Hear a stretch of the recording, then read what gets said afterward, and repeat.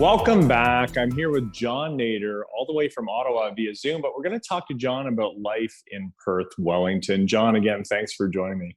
Always great to be on What's Up Stratford.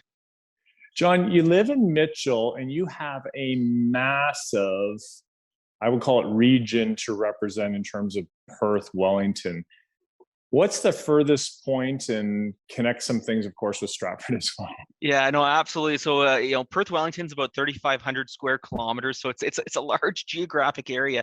The city of Toronto itself is about 600 square kilometers, and so that's just a point of comparison there. It's large. So, we obviously represent all of Perth County, but the north part of Wellington County as well. So, three townships there. About a mile or about an hour and a quarter, hour and a half from Stratford. Some of the more northern parts of the riding up to Clifford, Mount Forest, Arthur, Alma, and all points in between. So it's a large area, 3,500 square kilometers, but a wonderful area. So many caring and compassionate communities that I have the privilege to represent. So, for example, last month on Remembrance Day, you are at a multitude of events. How do you manage that logistically, including the drive between them?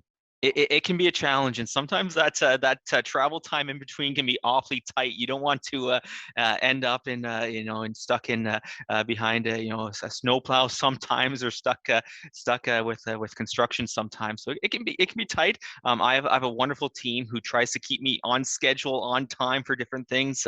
I'll name drop Julie in my Stratford office and Jane in my Ottawa office, who try to keep me on time, but they try to schedule things as best they can.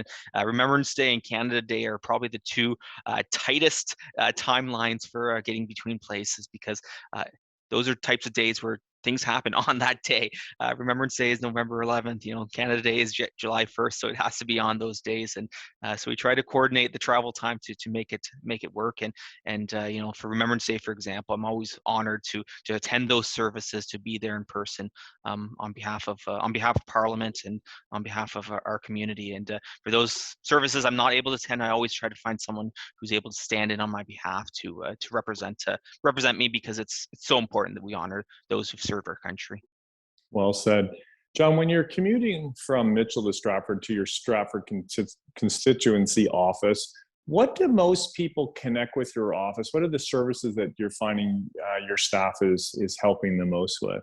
Absolutely. So, I joke that sometimes you never quite know what's going to come in. We've dealt with meteorites before in our office, of all things, but anything federal related. So the things that we most often deal with are things with the Canada Revenue Agency. So everyone files their tax returns every April, and sometimes with a with a bit of regret. But that's kind of the first thing, and then so many of the benefits flow from those tax returns. So the guaranteed income supplement, the Canada Child benefit. So whenever there's a challenge with a tax return, it can affect a lot of other benefits. So we're there to help people get those sorted out, their benefits flowing if they've been stopped for any reason. Sometimes there are mistakes that happen when you're dealing with 36 to 37 million Canadians. Sometimes problems happen. So anything related to taxes.